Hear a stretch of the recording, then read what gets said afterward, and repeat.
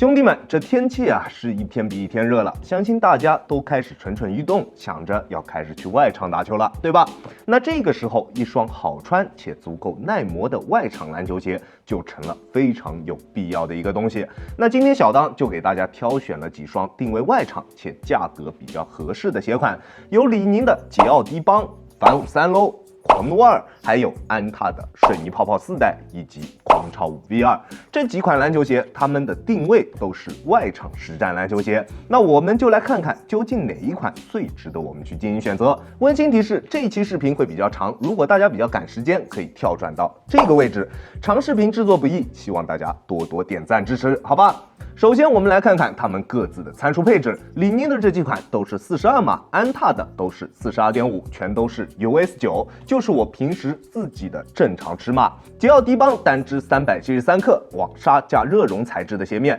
，Lightform Plus 框架加前后分离式本的中底，以及 Tough OS 的外底橡胶。反53 low 单支379克，鞋面由 TPU 丝与纱线组合而成，在主要受力点位置处加入了一些热熔材料的补强，中底使用了全掌的泵，大底同样为 Tough OS 耐磨橡胶。狂怒2代的配置跟桀骜基本相同，单支重量383克，只是鞋面对于透气的针对性更强一些，透气区域做得非常的明显，在鞋头处以及鞋身两侧的鞋面密度明显会低一些，而且在球鞋的前段还加入了一个魔术贴。狂潮5 V2 单支重量397克，是今天所有的鞋款当中唯一一双在中底有碳纤维支撑片的一个鞋款，全掌氮气，水泥克星大底，鞋面材料甚至用上了烤杜拉。在用料方面，狂潮5 V2 绝对是今天这5款鞋当中最出色的一款。水泥泡泡跟其他的这几款最大的区别就在于它的鞋面用的是这种类皮质的鞋面，单支重量395克，大底跟狂潮一样都是水泥克星。那我们先来聊聊这几双鞋在室内场地上面的穿着体验。这5双鞋当中，除了水泥泡泡之外，其他的体验都还不错。水泥泡泡的缺点真的是不少，前后掌落差很大，前低后高的感觉非常明显，会给足弓带来比较大的压力，而且它在足弓部位的支撑又有着明显的不足，在发力蹬地的过程中能明显感觉到足弓处的拉扯，而且它的透气性较差。作为唯一一双中高帮的鞋款啊，它却是这几款里面脚踝锁定做的最差的一双，在实战的过程中，脚踝与鞋面的贴合度比较低，完全没有任何的支撑感，加上它较高的后掌重心，传它打球还是比较慌的。这一双鞋我不会把它加入到后面的外场比拼当中，这一双水泥泡泡4代啊，我个人并不是特别推荐。剩下的这4款当中，表现相对较差的鞋款就是这一双反53 low。之前在高帮身上存在的问题，在这一双鞋身上依旧存在。球鞋在室内场地上面的抓地表现依旧不是很好，虽然声音特别大，但是就是抓不住地。如果想要用来打内场，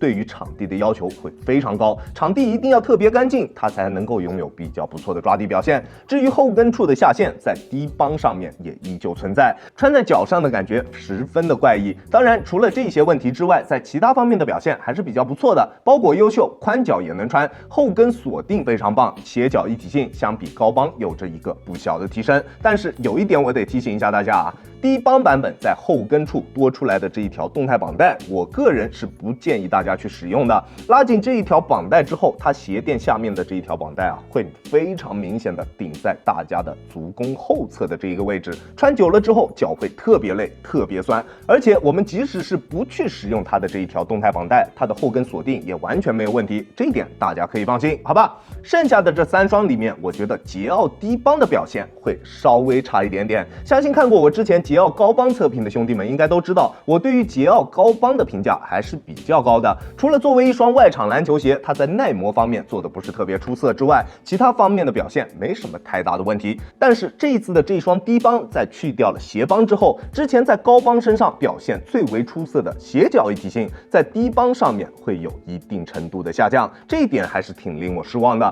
当然，在其他方面，它的表现跟高帮相同，在室内抓地出色，反应性优秀，场地感也不错。不过缓震并不是特别好，估计在水泥地上面会不太够用。鞋楦宽度适中，只要不是大宽脚，穿这一双鞋都没有什么太大的问题。接下来室内表现排名第2的就是这一双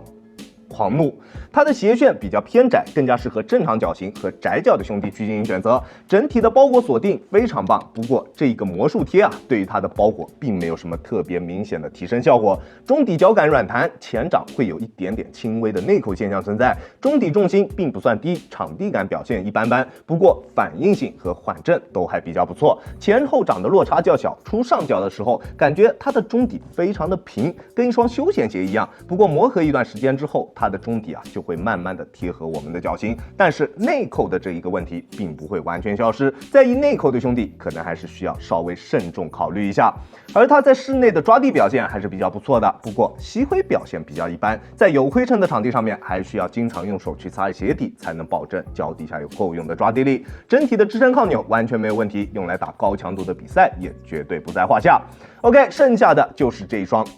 狂潮5 V2。狂潮5 V2 是这5双鞋之中在室内木地板上面实战最爽的一双。相信看过 V1 测评的兄弟啊，应该都知道它在各方面的表现都很不错，就是鞋垫在鞋内会位移，这是那一双鞋身上最大的一个问题。而 V2 的鞋垫在背面是刷了背胶的，很好的解决掉了这一方面的问题。至于它这一个烤杜拉的鞋面，我个人觉得啊，没有什么太大的用处，透气性比较一般，只是可能这一种材质的鞋面在速干这一块上会有比较好的表现。但速干我觉得啊，对于一双篮球鞋来说不是特别有用，真不如整点透气网眼来的实在。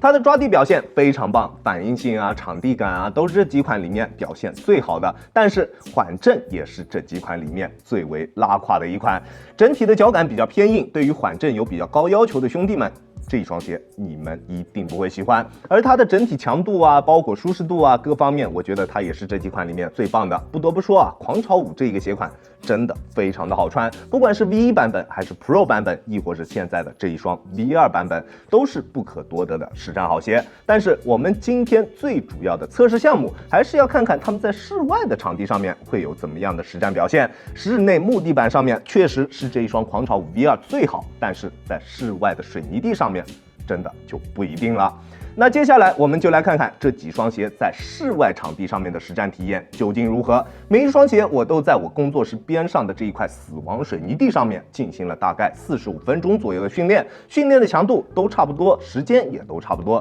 那至于为什么只有45分钟，最主要的就是我怕时间太长了，全都被我给磨平了，那到时候挂到小黄鱼上面，估计都没人要了。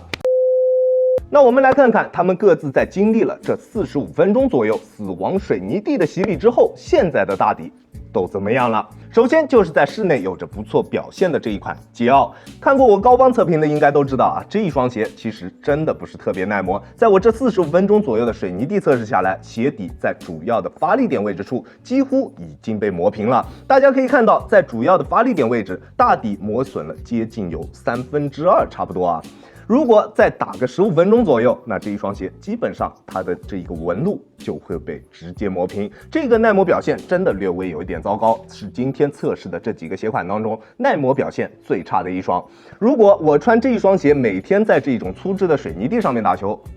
我相信不出3天应该就能直接磨到中底的泵。这你受得了吗？这一双鞋真的不是特别的适合外场的实战，尤其是水泥地，它完全扛不住。如果是室外的塑胶场地还能勉强够用，但是水泥地大家就不用考虑了。即使是那一种比较细颗粒的水泥地，我也不是特别推荐，因为这一双鞋在室外场地上面的缓震表现，我觉得也不太够用。这一双鞋我建议大家还是尽量只在室内的木地板上面使用，当然软质的塑胶场地也 OK， 但是其他场地我一律不推荐。虽然这一双鞋是一双定位外场的篮球鞋，但是它的耐磨以及缓震真的都不太行，都不太适合室外场地上面的实战。而且如果你真的想要买桀骜这一个鞋款，千万不要买低帮，低帮的鞋脚一体性跟高帮真的没法比。如果你要买高帮，一定会有更好的穿着体验。接下来一双是在室内场地上表现最为出色的狂潮5 V2， 这一双鞋在室内木地板上面的表现真的特别出色，但是在室内的时候表现就已经不是特别出色的脚感以及缓震，在来到了室外水泥地上面之后，这两个缺点就会显得更加的明显。在水泥地上面，在我单纯用脚后跟着地的情况下，震脚的感觉会非常的明显，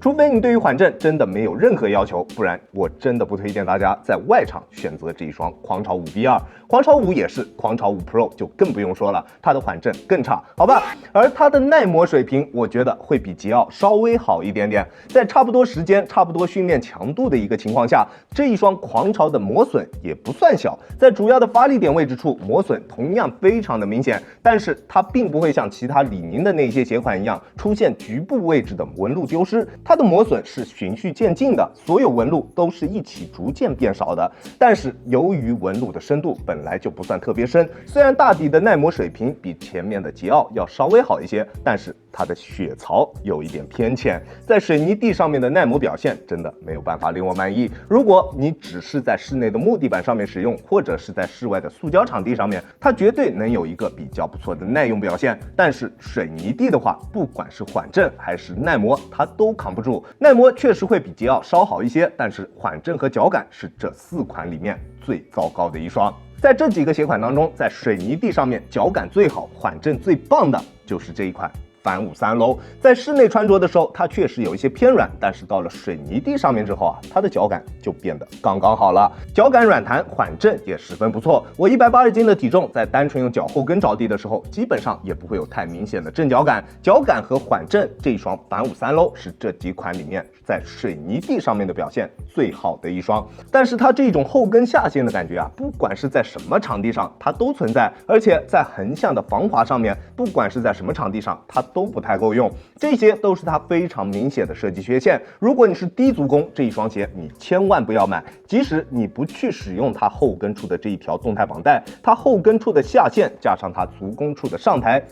就够你受的了。我的脚是正常高度的足弓，在穿这双鞋打球的时候，也能明显感觉到，在实战的过程中，脚底下的球鞋时刻在顶着我的足弓，非常的难受。穿完之后，足弓会非常酸。当然，如果你有打脚的习惯，这种感觉一定会有所改善。但是对于我们普通的篮球爱好者来说，又有多少人会打脚呢？对吧？而它的耐磨水平，我觉得跟狂潮5 Pro 是同一档的水平。虽然它的整体纹路磨损并不是特别大，但是在主要的发力点位置处，它的纹路直接出现了纹路丢失的情况，这一点我觉得问题还是比较大的。反53 Low 这一双鞋，我的购买建议是啊，如果你多多少少都会穿这一双鞋去打室内场地的，那就不要选择反53 Low。当然，反53也一样，它们只适合外场的实战，在外场的穿着体验确实不错，脚感啊、缓震啊、抓地啊都会比在室内的时候要好不少。但是低足弓千万不要买，正常足弓或者是高足弓，基本上只打室外的兄弟们，反53 Low 会是这几款里面你们最好的选择。剩下一双狂怒2代，它在室内的表现还算不错，在室外的表现也一样不差，算是这几款篮球鞋当中最为均衡的一个鞋款。而且不得不说，它粗犷的大底纹路，在我这45分钟的死亡水泥地上面测试下来，耐磨表现也是最好的一双。但是它最大的一个问题就是它前掌存在着一定的内扣问题。如果你的膝盖或者是脚踝本就有着一定的伤病，那这双鞋我绝对不推荐你们购买。确实，它有着出色的外观、优秀的包裹，在水泥地上面，它的耐磨和缓震也都没有问题。但是前掌内扣的这一个问题啊，随着穿着时间的上升，也会越来越明显。这个问题是这一双鞋身上最大的一个问题。如果你不介意这一点，那这一双鞋就是室内室外最为均衡的一个鞋款。在室内，它有着出色的抓地；在室外，它有着优秀的耐磨和缓震。如果你想要室内室外两者兼顾，我最推荐的就是这一款狂怒2代，好吧？OK， 那接下来我们来总结一下，如果你基本只打室内，那你可以考虑桀骜和狂潮。